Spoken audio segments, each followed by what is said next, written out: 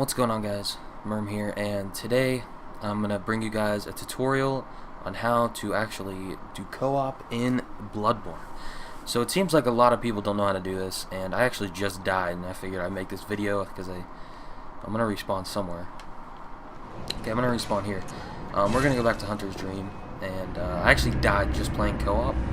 So I decided, okay, I'm gonna make a tutorial on how to co-op. And I'm actually going to make a tutorial on something else I just found after this. But no one seems to know how to co-op in this game for some reason. I've seen lots of Let's Play videos, and there aren't too many guides on how to co-op.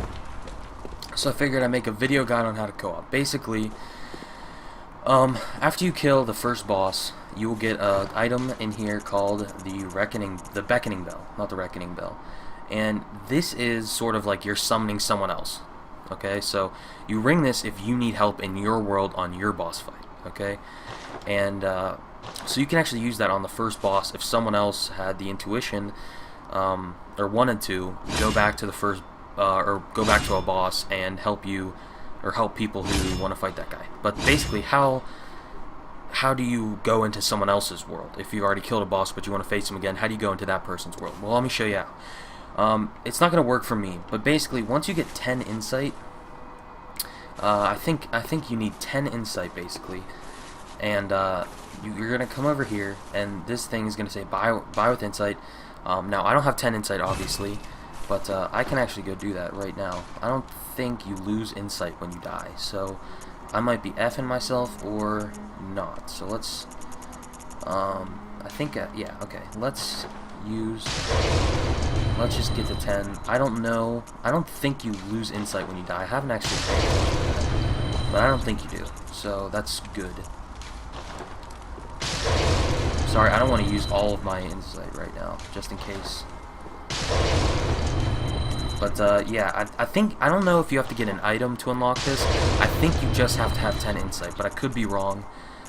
If you need an item, let me know in the comments, but I picked it. Yeah, okay, so I had 10 insight. Now these guys will come up.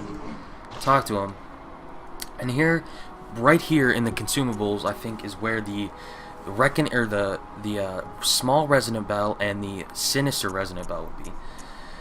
You can actually buy this dude's robes, which I did. I bought his main robe, as you can see right here. I didn't buy his hat or his gloves or his pants, but right there I bought this. Okay, and this costs 3 insight, but these the small resonant bell and the other one only cost 1 insight. So this costs 1 insight, and this is to PvP. So yeah, that's the PvP. The small resonant bell is that's what you want to do if you want to go to someone else's world and fight a boss. Okay, so I'm actually gonna go use this stuff now. Basically, you go up to a boss gate if you beat one, and you ring the small resonant bell. Doesn't cost any insight, and you'll go into someone else's world and help them defeat the boss. Now, if they want to defeat the boss with your help in their world, that actually costs them insight. That'll cost them 1 insight. So, I'm gonna go ahead and do it. I'll be right back, and BRB. So yeah, like I said, actually before I go, 10 insight will open that up, but I don't think you need an item for it. But for some reason, I'm like doubting myself and feel like I need an item for it. If you do, let me know in the comments and I'll put an annotation. But I'm still pretty early on in the game, so if you do need an item, it shouldn't take too long to find it. But like I said, don't think there is. I think you just need 10 insight. Okay, so this is the area where you're gonna fight Father Gascony, and I've already killed him, obviously, so I can't fight him again unless I go into someone else's world. So you basically, this is the gate where you would enter. Come right here. I'm going to ring the small resonant bell, and it's going to take a decade for me to get into someone else's game because no one else, very few people ring the beckoning bell, and it might just take a long time to connect. So I'm going to speed this through because it's going to take forever. I did manage to do it twice, though. One time I killed him, one time I didn't, but yeah. So let's go ahead, and I'm floating in the air. Did you see that? My feet are off the ground. Anyway, doesn't matter. I'm just gonna speed this through. So.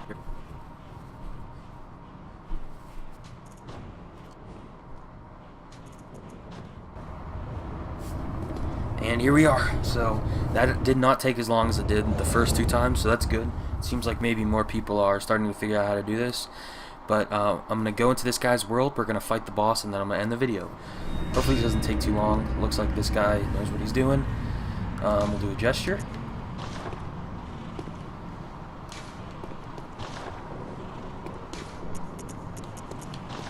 Okay, let's go. Come on, buddy. There we go. Let's do it. There we go.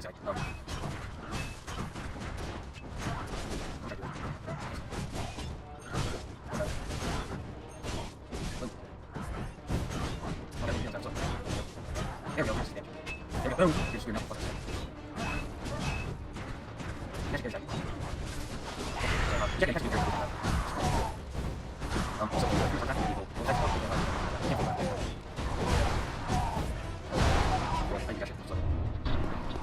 Yeah. So that is how you're gonna co-op. It is time to bid farewell.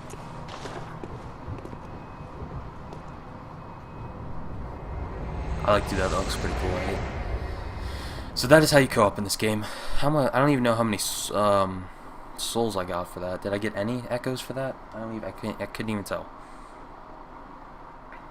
Maybe 1K or something. 750. No idea. Doesn't look like I got any, to be honest. But so yeah, that's how you co-op in Bloodborne. And yeah, I hope to see more people co-oping now that I made a tutorial for this. Now that someone has. And yeah, it's a lot of fun. So if you don't suck like me, you can actually do damage to the boss. And yeah, so hope you guys enjoyed.